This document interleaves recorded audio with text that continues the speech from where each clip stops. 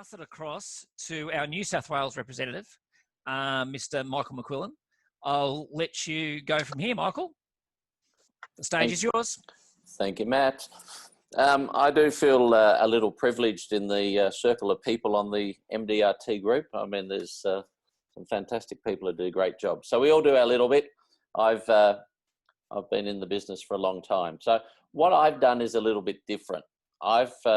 I just thought quickly when Matt asked me of some things that I would like to just share, not necessarily my ideas, but a good idea is somebody else's idea that you've adapted. So one of the things that we did in our business a few years ago, as Jim Stackpool says, you know, we do too often we do too much for too many, for too little, for too long. And you know, running a small business by myself, as I did for the first sort of 15 years before I merged practices about 12 years ago, was I did too much for too many people.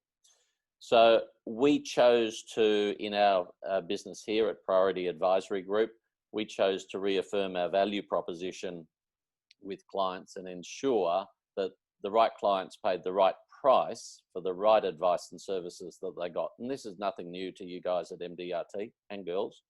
And by the way, congrats, Esther. That was a great talk. Thank you.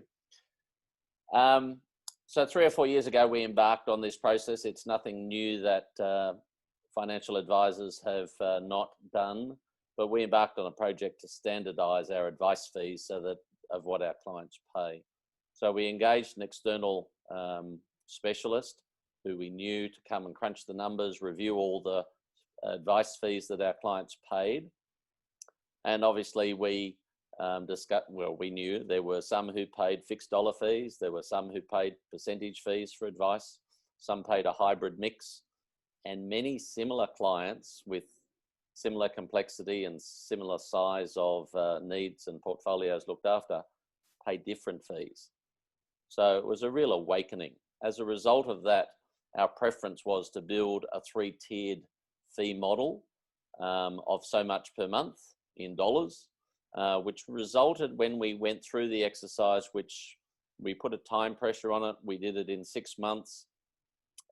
Myself and my 4 advisor partners here went out and we spoke to every client who paid a fee, and it resulted in a 15 to 20% uplift across the business in revenue, which was the first I suppose priority of it was to get it done and to make people pay what they should pay.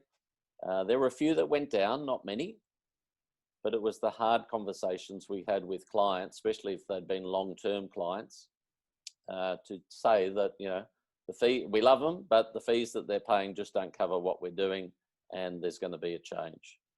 I think I had one person who said no. So out of 100 or 120 clients that I touched base with and shared this, one person said no. So that was really a boost in confidence as well. As a result of that exercise, one of the surprises that I got was the openness from a number of clients who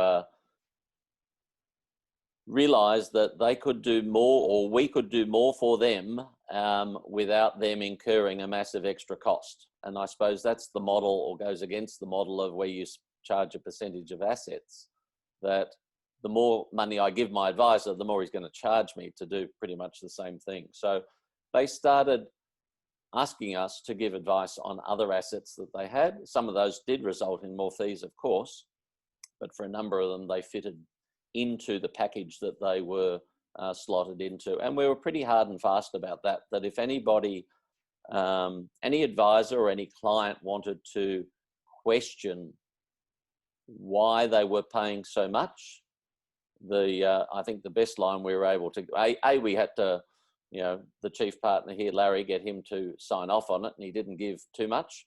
And 2 was that we basically said to them that you're paying a fair price for the advice that we provide, and with the similar clients with similar needs, you're paying the same price. So if you are telling us that you want to pay less or can only afford to pay less, it means that they will inadvertently pay more.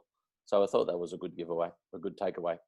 I'm also going to share my screen. Hopefully it comes up quickly, and bang, there we go.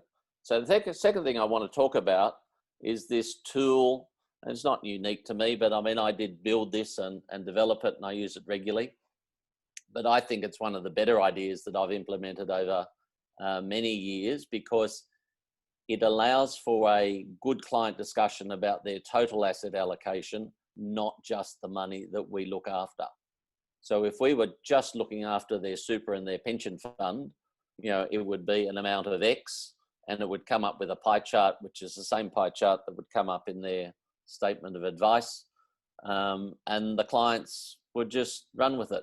But on the right-hand side, the client's got direct shares that they've acquired, that they've been given, or that they invested in. And this goes to what Doug was doing about educating clients as well. They might have some property funds, they might have term deposits, cash in the bank. And often the numbers of dollars that they've got on that right-hand side, in cash, in liquid things that earn them very little, that battle against tax and inflation, that could be used more proactively, more beneficially for their financial future. So it's allowed me to talk through that. I deliberately exclude direct property holdings that they hold. I also deliberately exclude their family home. But the two things that I do is, obviously, if they're a balanced investor, I don't know whether you can see my mouse on the screen, but up in the top right, there's a box, target AA, balanced. They're just numbers, but it gives me on the chart, which I'm able to talk to the client, a variance that they're either underweight or overweight. And often they're significantly overweight in cash, which means that when you come halfway down the page and there's a table there about risk profile, and if they've done what they've done and they are a balanced investor, for example, I'm able to say, well, actually your portfolio is skewed very much to an aggressive growth portfolio, or it's a very conservative portfolio and it may not achieve their goals and objectives that they're looking for. So it takes me about 5 minutes to prepare, but it gives me a full overview of their assets. It gives me a reason to ask for all of their investments, not just their super and retirement funds. And it shows quickly and simply whether they're underweight or overweight, as I covered. And as a result, a number of clients have sought extra strategic advice and assistance for other potential investments, and we can slowly help build that portfolio.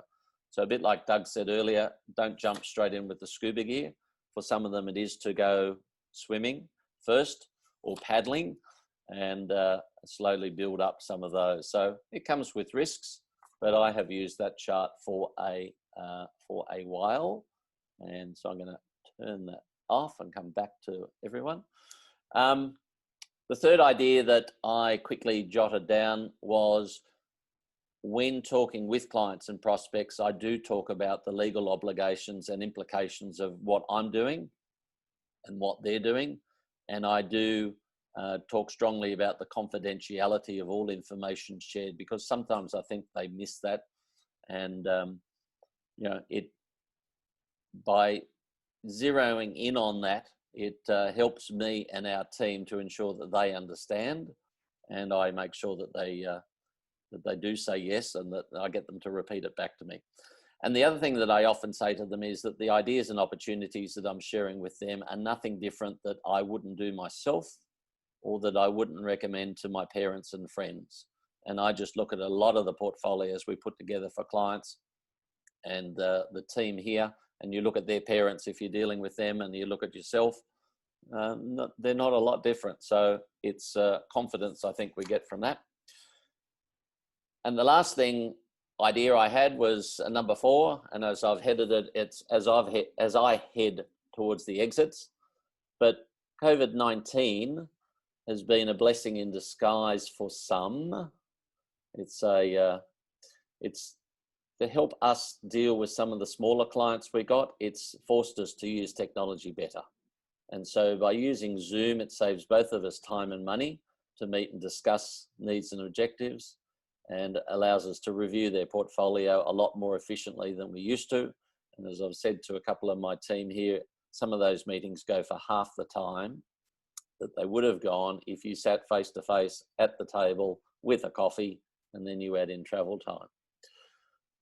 Secondly, I believe it's going to provide our larger clients or our better clients with more regular communication by using this technology. I've had 1 or 2 small fails with clients who can't adopt to it, but I've had a 90-year-old who zooms in and is quite competent. I think it's a thing to do. Like this screen sharing technology that we're all using, it's a great way to communicate. Over the past 12 months, I've introduced one of my business partners, Alicia. So she now sits in on all of my client meetings. It's a second set of eyes that are there to listen, to learn, to watch, but also she asks some pretty good questions of clients and gets down to the grist of the matter. She takes the file notes for us and then works with me to develop a strategy, because she'll be working with these clients longer into the future after I've decided to hang up my shingle and walk out the door.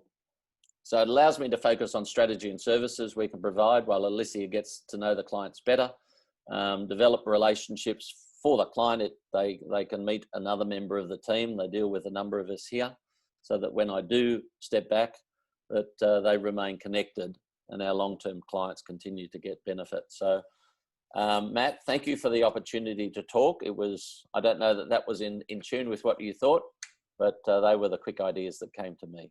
Thank you. No, thanks, Michael. That was great. I'd share those ideas. And I think, the one thing that I got out of there, which was really good, was sometimes you have to have a hard conversation. And when you have a hard conversation, well, you just showed, and some of you have transitioned to fee for service here, is it's an uplift of 15 to 20%. And to say to a client, I love that quote, pay a fair price for advice that similar clients are getting. So there is a benchmark on that one. And obviously the second chair, that meets a lot of objectives. So thanks very much, Michael. I really appreciate it, and appreciate our other rock stars